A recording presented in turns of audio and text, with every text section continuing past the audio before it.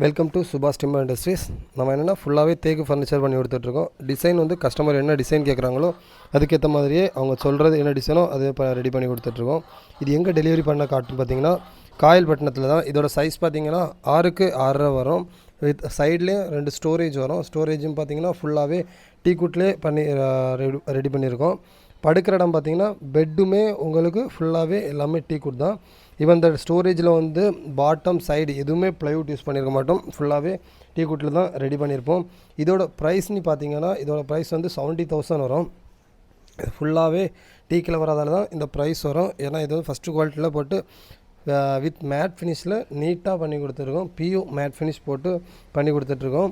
இந்த கஸ்டமர் அது மட்டும் இல்லாமல் ஒரு 2 3 சீட்டர் ஆர்டர் பண்ணியிருந்தாங்க. ஏன்னா அவங்களோட கஸ்டமைஸ் என்னென்னா ஹைட் கொஞ்சம் ஜாஸ்தியாக இருக்கணும், பேக் பெயின் இருக்கக்கூடாது அப்படி கேட்டிருந்தாங்க. அடுத்த ஹெட்ரெஸ்ட்டும் கொஞ்சம் ஹைட்டாக வேணும்னு கேட்டிருந்தாங்க.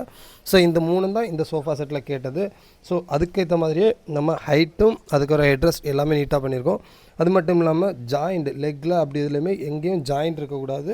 திக்னஸும் அவங்க மென்ஷன் பண்ணியிருந்தாங்க 4 இன்ச்சு திக்னஸ் தான் வரணும். அடுத்த சைடில் எல்லாமே 2 இன்ச்சு திக்னஸ் தான் வரணும்.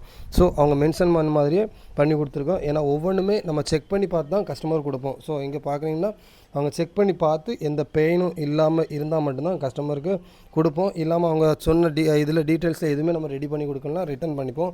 ஸோ இது மாதிரி உங்கள் ஃபர்னிச்சர் ஐட்டம்ஸ் வேணும்னா கான்டாக்ட் பண்ணுங்கள். தேங்க்யூ.